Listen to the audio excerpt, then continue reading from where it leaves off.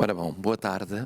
Agora que nos encontramos a entrar na fase decisiva da Semana da Páscoa, eu queria dirigir umas palavras aos portugueses, aliás, apoiando e na sequência das palavras que o Governo tem dirigido e, sobretudo, o Sr. Primeiro-Ministro, ontem e hoje, e com o mesmo objetivo.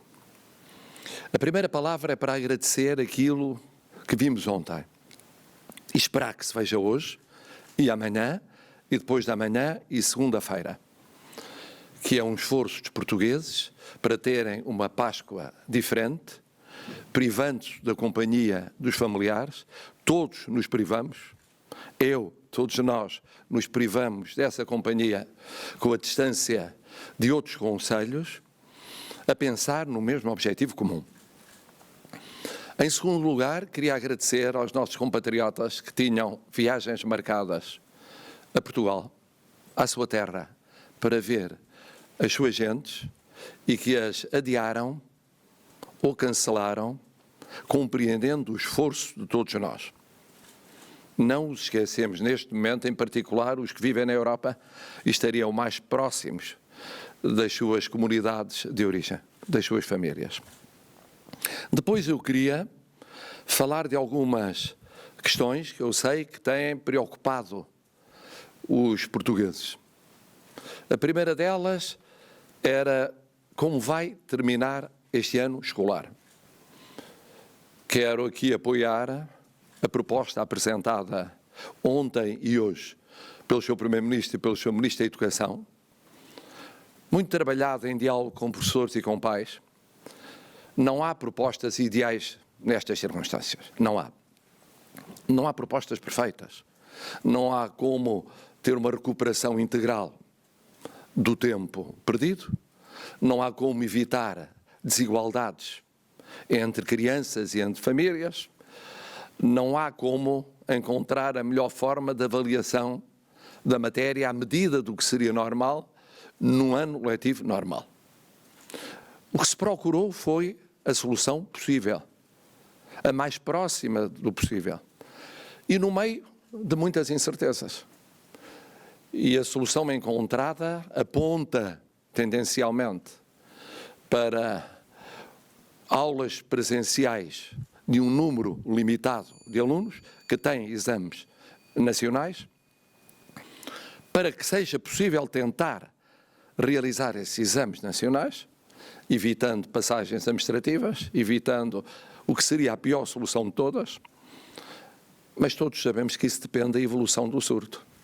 E por isso o Sr. Primeiro-Ministro e o Ministro da Educação disseram, realisticamente, só no final de abril se poderá fazer uma avaliação, que irá sendo continuado ao longo do mês de maio, com objetivos que são, no fundo, salvar o que se possa salvar da melhor maneira possível do ano letivo, mas dependendo de condicionalismos que nenhum de nós pode prever neste momento.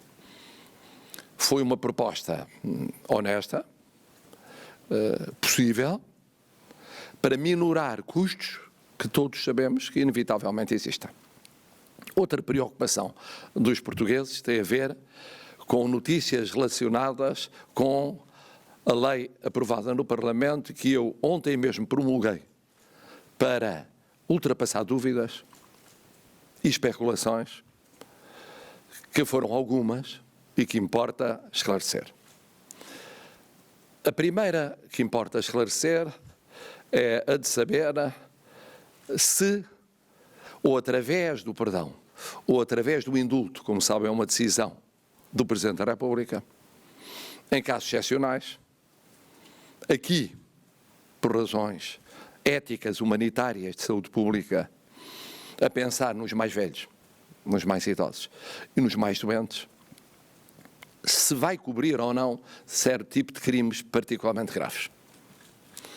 E eu queria esclarecer que não vai cobrir. Não cobra homicídios, não cobra crimes sexuais de toda a natureza, crimes contra pessoas, abuso de menores, violência doméstica, violência contra a mulher, crimes contra a identidade cultural ou de género, roubo com violência, crimes de incêndio, nomeadamente incêndio florestal, associação criminosa, como não cobra tráfico de estupefacientes, como não cobra crimes de corrupção ativa e passiva ou de branqueamento de capitais, como não cobra crimes cometidos por titulares de cargos políticos ou públicos. Tudo isso está afastado. Os casos que virão às mãos do Presidente da República serão outros, e aí ponderando a idade e a situação de saúde de cada um daqueles que ou pede ou vai pedir um indulto, ou que foi objeto de uma proposta do diretor ou responsável do estabelecimento prisional. Isto é importante para que se não crie na opinião pública a sensação daquilo que não existe, no momento em que temos de nos concentrar todos naquilo que existe. A terceira preocupação tem a ver com o esforço que está a ser feito nos lares. Mais de 3.000 voluntários se ofereceram para colaborar com o pessoal dedicado, com os dirigentes, com os autarcas inexcedíveis, com as Forças Armadas, com as Forças de Segurança. E todos sabemos que este é um problema deste momento. Detectar, testar, despistar, enfrentar uma situação que está, no fundo, presente no tecido social de todo o país. Eu tinha o dito no outro dia, ao renovar o estado de emergência, uma preocupação de todos nós. Devemos, pois, concentrar-nos naquilo que é essencial. E eu tinha dito, ao renovar o estado de emergência, que os portugueses deviam estar preparados para ver o número de infectados subir. Cheguei mesmo a falar em que poderia atingir, no dia 17, mais de 20.000 ou até mais de 30.000. Expliquei, vai haver muito mais testes. E havendo muitíssimo mais testes, nos lares, nomeadamente, mas um pouco por todo o país, haverá a possibilidade de detectar mais infectados. Depois é preciso olhar para aqueles dos infectados que merecem internamento, no sentido que precisam de internamento. Felizmente, a proporção entre os internados e os infectados não tem subido. Depois daqueles que têm internamento, os que precisam de cuidados intensivos. Felizmente, até agora, o número que traduz a proporção entre os que precisam de cuidados intensivos e os infectados não tem subido. Mas eu preparei os portugueses para essa eventualidade. Digo isto porque nos últimos dias tem assistido a uma tendência lenta, mas consistente, de diminuição de casos infectados. Mas o número de hoje representa uma como que quase duplicação do número dos últimos dias. Isto poderia vir a acontecer, como é o número de testes, isto pode vir a acontecer. Só significa o quê? Significa que nós temos de estar muito focados num combate que ainda não está totalmente ganho. Eu tinha dito, tínhamos ganho a primeira fase, tínhamos de ganhar a segunda. Estamos a caminhar para meio da segunda. Continuamos a ter de prestar atenção a este combate.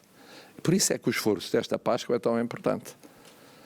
Porque aquilo que fizemos hoje repercute-se com o período de incubação nos resultados que vão ser obtidos daqui por uns dias. E assim sucessivamente. E se queremos, como quer o Sr. Primeiro-Ministro e o Governo, abrir perspectivas relativamente a maio quanto ao ano letivo, e se queremos, noutros setores da atividade económica e social, abrir perspectivas no mês de maio, temos de garantir até ao final de abril que há uma evolução que se traduza não apenas no não crescimento diário do número de casos, mas no decrescimento em números absolutos. Em números absolutos. Isto é muito importante. Em suma, todos unidos, o Governo, o Parlamento e, obviamente, o Presidente da República, continuamos com todos os portugueses a conduzir e a enfrentar o mesmo combate. E é na linha disso que, guardando embora para depois de ouvir os epidemiologistas, na quarta-feira, a formalização do texto que será objeto de parecer do Governo e de votação na Assembleia da República, está formada a minha convicção, como sabem, é a iniciativa do Presidente da República quanto à renovação do estado de emergência até ao dia 1 de maio, pelas 24 horas. Naturalmente que irei ouvir os especialistas, irei ouvir e atender ao contributo fundamental do Governo e será a Assembleia a autorizar, mas não podemos brincar em serviço. Não podemos afrouxar. Não podemos, neste momento decisivo, baixar a guarda. E é nesse sentido que eu queria agradecer aos portugueses o que mostraram ontem, esperando que continuem a mostrar hoje, amanhã, no domingo e na segunda.